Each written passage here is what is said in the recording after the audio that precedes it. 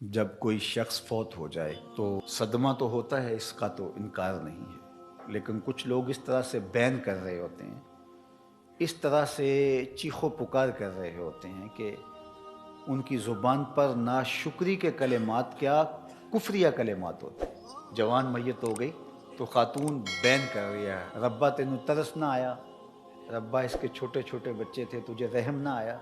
تو کیا خدا بے رحم ہے؟ آقا کریم علیہ السلام نے ارشاد فرمایا، ذرا سنیے، لیس منا من لطم الخدود وشق الجیوب ودعا بدعوی الجاہلیہ،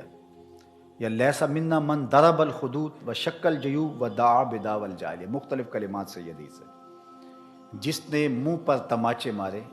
گریبان پھاڑا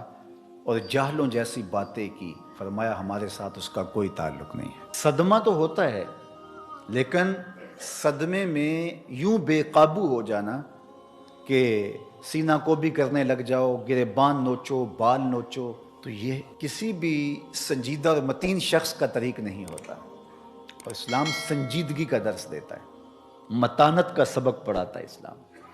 غم کے اظہار کے 4 طریقے: دل غم زدہ ہو، آنکھیں اشک بہائیں، زبان سے کچھ کہا جائے اور ہاتھوں سے سر پیٹا جائے، چہرے پہ تماچے مارے جائیں، گریبان نوچا جائے، سینہ کو بھی کی جائے۔ دل کا غم، آنکھوں کا غم، یہ رحمان کی طرف سے ہے، زبان کا غم اور ہاتھوں کا غم یہ شیطان کی طرف سے ہے۔ تو دل غم زدہ ہو، آنکھیں اشک بہائیں، شریعت منع نہیں کرتی۔ حضور علیہ السلام کے فرزند حضرت ابراہیم کا جب انتقال ہوا تو آپ کو جب بتایا گیا تو تشریف لائے اور بیٹے کے سرہانے پہ کھڑے ہوئے، وَأَيْنَ رَسُولِ اللَّهِ تَذْرِفَانِ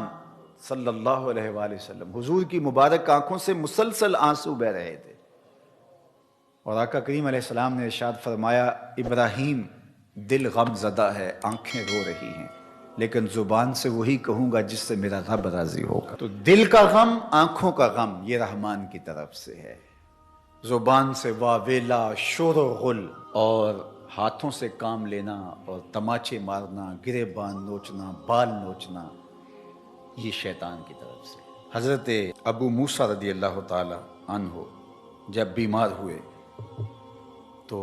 آخری لمحات تھے ان کے، تو ان کی زوجہ محترمہ ان کو سنبھالے ہوئے تھی، حتیٰ کہ حضرت ابو موسیٰ کا سر ان کی بیوی کی آغوش میں تھا، گود میں تھا۔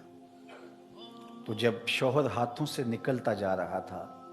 اور نبض کمزور پڑنے لگی، تو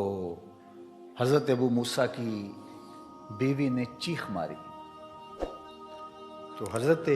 ابو موسیٰ نے اس حالت میں ہی اپنی بیوی کی طرف غور سے دیکھا اور کہا، تو نے وہ سنا نہیں جو میرے حضور نے فرمایا تھا؟ تو وہ فوراً خاموش ہو گئی، اور بالکل ان کی وہ کیفیت جو تھی وہ سنبھل گئی۔ تو ہمارے دین نے ہمیں تلقین کی کہ جب صدمہ آئے، جب تکلیف آئے، جب اذیت پہنچے تو متانت کے ساتھ اس وقت بھی رہا جائے۔ دل غم زدہ ہو، اس پہ اختیار نہیں ہے، آنکھیں اشک بہائیں، اس پہ اختیار نہیں ہے، لیکن زبان واویلا کرے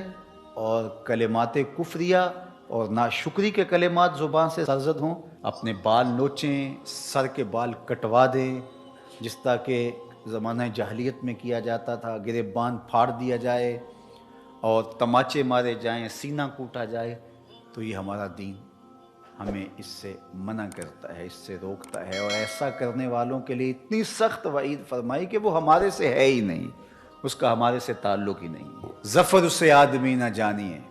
چاہے جتنا بھی ہو صاحب فہم و ذکا، جسے عیش میں یاد خدا نہ رہی، جسے تیش میں خوف خدا نہ رہا۔